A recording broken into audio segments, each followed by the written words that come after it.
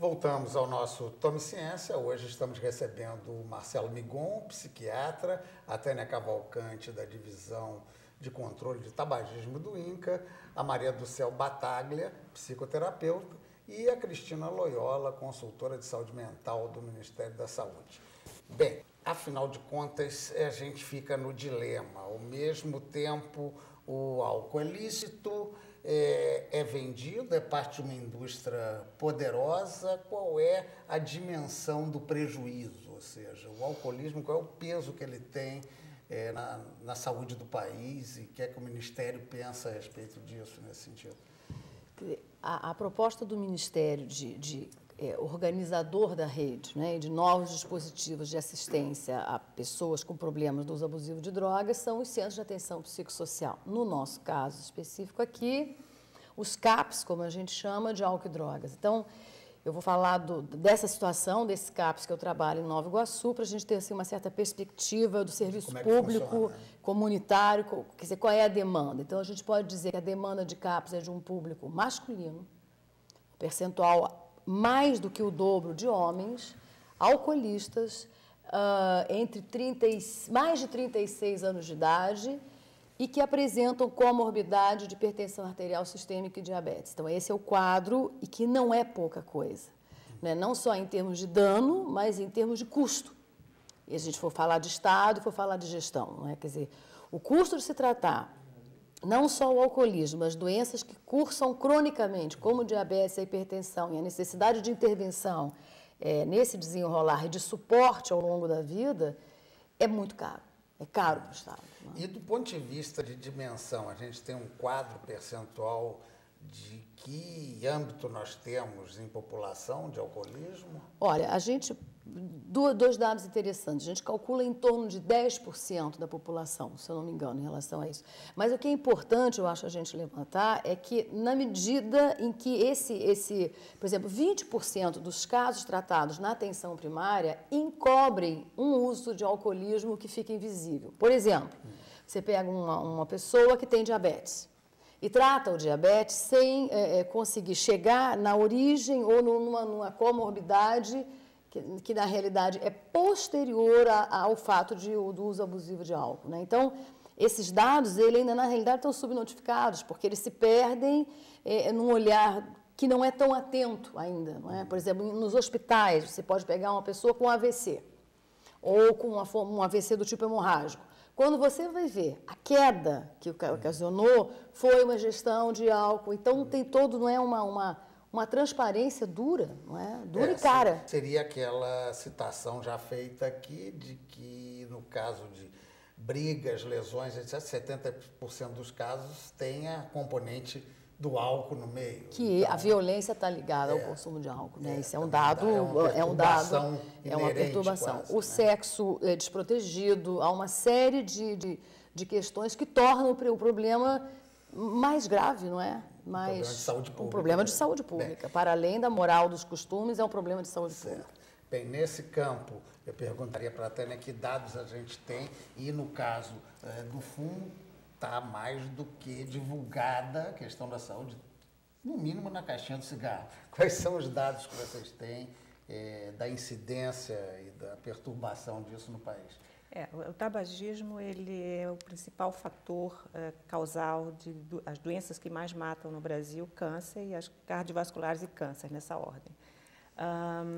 Ele está relacionado a mais de 50 doenças, não só o câncer, mas existem várias outras doenças, como os acidentes vasculares cerebrais, a osteoporose, úlcera e uma série de outras doenças. Não é só o câncer. Não é só o câncer. E a hipertensão também. A hipertensão, ele agrava a diabetes.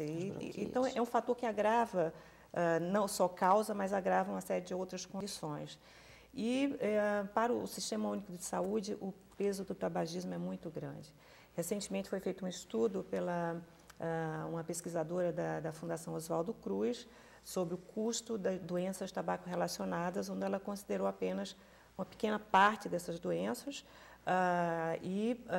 apenas a hospitalização, não considerou uma série de outros custos, nem foram consideradas também as as aposentadorias precoces, então todo o ônus. Então, uma pequena ponta do iceberg. Então, o Brasil gasta em torno de 350 milhões de reais por ano só com hospitalização e tratamento internados por essas doenças. A gente tem uma visão média, o percentual do uso do tabaco na população brasileira? Existe? Atualmente, nós estamos com uma prevalência de tabagismo na população acima de 18 anos de quase 17%.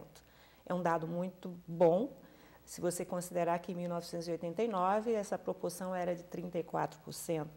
Se você considerar que essa proporção ela está até abaixo de países desenvolvidos como o Canadá e os Estados Unidos. Então, o Brasil tem evoluído bem, existe uma consciência nacional, os fumantes brasileiros são os mais motivados do mundo, segundo estudos, para deixar de fumar. Então, assim, é um processo que vem acontecendo positivamente no Brasil, a redução do consumo. Temos ainda um problema sério, que é a questão do fumante passivo.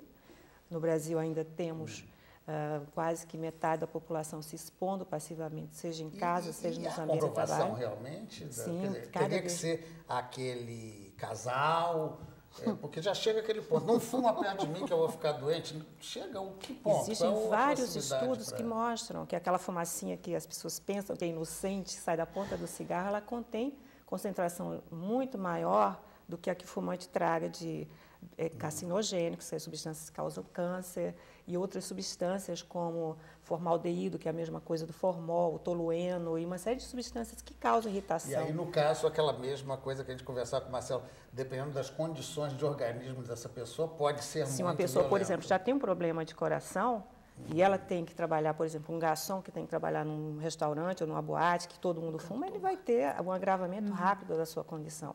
E os estudos mostram que isso não é uma coisa que demora. Estudos mesmo fisiológicos mostram que um pouco de tempo que você fica num ambiente fumaçado, suas artérias já começam a sofrer processos inflamatórios, que é um dos primeiros passos para a formação de trombos e obstrução, e a infarto e uma série de outros aspectos. Então, é uma situação tão séria que vários países já proibiram totalmente fumar em ambientes fechados. E o Brasil ainda está um pouco na lanterninha nesse processo. Embora tenha crescido muito, né?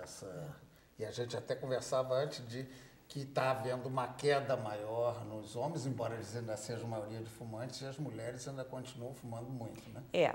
Houve uma redução tanto em homens quanto em mulheres, quanto entre mulheres, mas a redução entre homens foi maior do que entre mulheres. Certo. E mostra um padrão mais diferenciado da relação da mulher com o cigarro e que torna muitas vezes um pouco mais difícil para a mulher deixar de fumar do que os homens. Bem, vamos entrar aqui um pouquinho, eu usaria até o Marcelo para começar essa parte, do como é que dá jeito nisso, do ponto de vista do dependente químico de álcool, que é talvez o mais próximo de você, embora você trate outras dependências também. Qual é a dificuldade maior? Há uma inversão de valores muito grande, né? Eu, nessas palestras que eu dou em colégio, em empresas, ou na própria faculdade, onde eu dou aula, num curso de enfermagem, curso de dependência química para futuros enfermeiros, há sempre o questionamento, como é que seria se legalizassem as drogas que hoje são ilícitas? E ninguém pergunta o contrário, como é que seria se nós proibíssemos as drogas que hoje são lícitas? Então, acho que há uma grande inversão nesses valores. Em termos de sistema público de saúde, o Brasil ainda é muito precário. Quando a Cristina fala que em atenção primária um grande percentual de doenças tem relação direta com a utilização do álcool, na Inglaterra é mandatório que qualquer paciente que dê entrada no hospital ele seja investigado para alcoolismo. No Brasil, nós não temos isso. Entendeu? Então, o paciente vai ser tratado do diabetes, vai ser tratado da cirrose alcoólica, mas ninguém vai abordar a problemática do alcoolismo.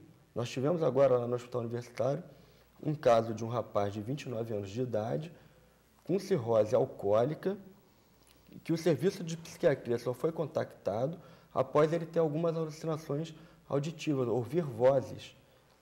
Então, não fomos nem chamados para tratar o alcoolismo. Fomos chamados para ver que vozes são essas que eles estão ouvindo. Mas a dificuldade, Marcelo, é de que tamanho? Quer dizer, é uma dependência difícil, realmente, porque ela é química, é um tratamento complexo para poder...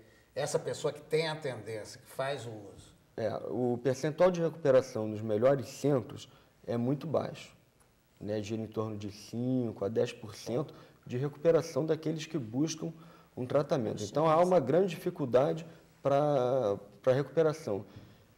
É uma doença que é incurável, então a recuperação exige a manutenção diária do esforço para se manter distante do uso de drogas. Há também a questão do estigma. Ao mesmo tempo que a sociedade estigmatiza o dependente de droga, o próprio dependente, antes de o ser, estigmatizava aqueles que já o eram. Então, o alcoólatra de hoje zombava daquele que já estava mendigando, já estava numa situação de alcoolismo bem avançado há anos atrás. Então, o próprio estigma, a gente fala muito do estigma da sociedade, mas a gente esquece de olhar que o próprio doente estigmatiza ou já estigmatizou a doença. Então, como é que você vai tratar uma doença onde o próprio doente não aceita? Isso não seria aquela um fator positivo? Condição? Deixa eu até dar uma passadinha ali na Maria do Céu.